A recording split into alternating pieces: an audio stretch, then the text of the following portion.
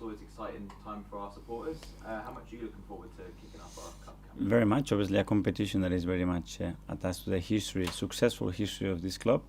So tomorrow on Monday we have a good start, a good test. Is there any fresh team news since the Newcastle game? No more news.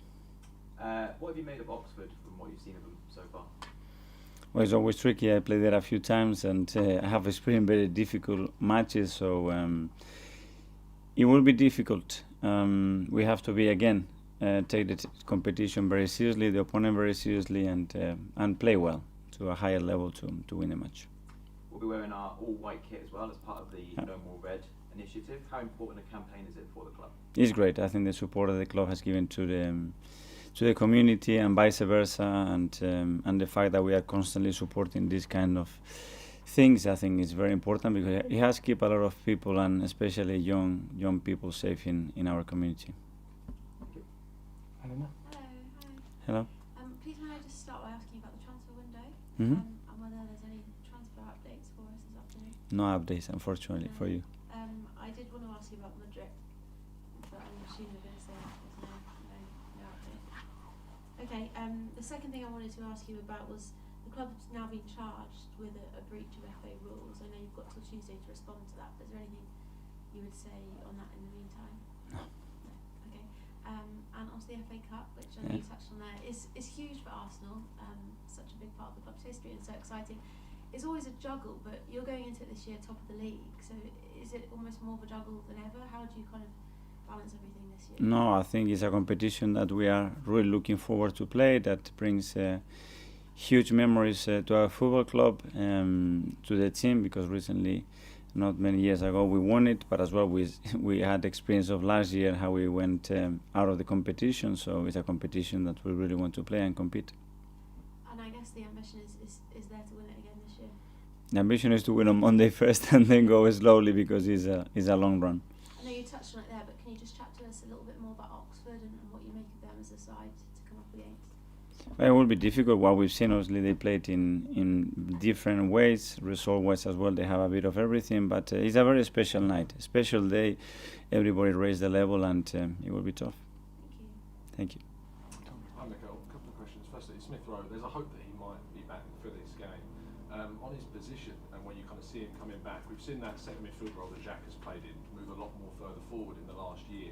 He's occupying spaces that Smith Rowe was occupying on that left-hand side. Do you think that Smith Rowe therefore could fill in quite comfortably where Jack is playing right now? Emil can play as an attacking midfielder or as a winger, even as a nine. I think he's played there before.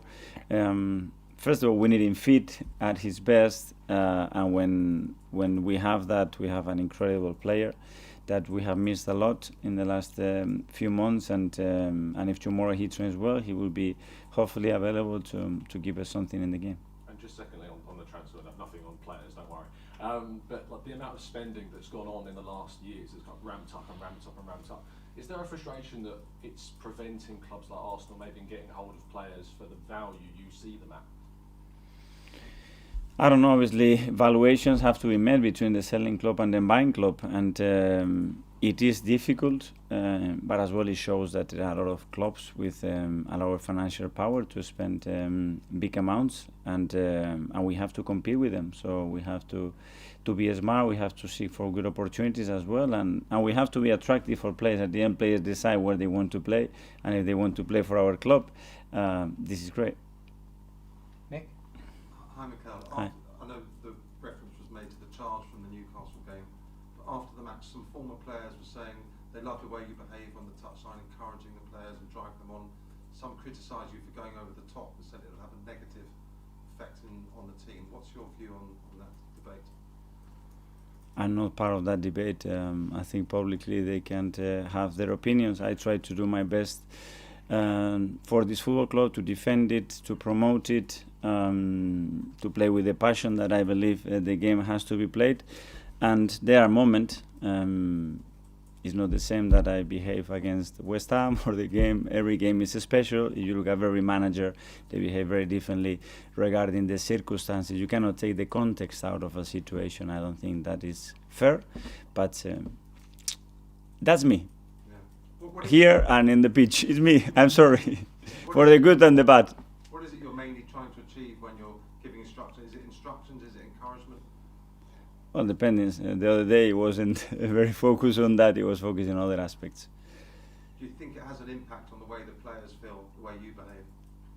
That's not for me to say. I read a lot of time that this team is the mirror of the coach or the passion of this.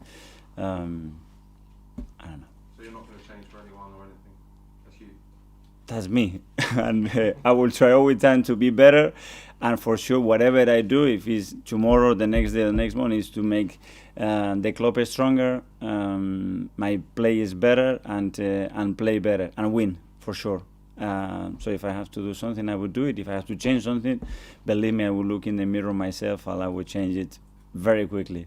Has that changed in football? Because we didn't used to see managers on the touchline. When you played, did your managers, were they on the touchline? Different, I don't know. Yeah. I think it's difficult to say. I remember a lot of managers. I had one in particular. It was incredible. But it's different. And there are moments, one manager is not the same 20 years later for the circumstances as well, not just the age. I know, Mikel, you said you're not part of that debate, but what do you make of people criticising, perhaps how you act on the sidelines? Is that something that frustrates you or annoys you when you hear? To be fair, I haven't read it, so we cannot. So, criticize is negative or positive? Maybe both, maybe a bit of both. Okay, because criticize is always negative. It can be as well very, very positive. I don't know.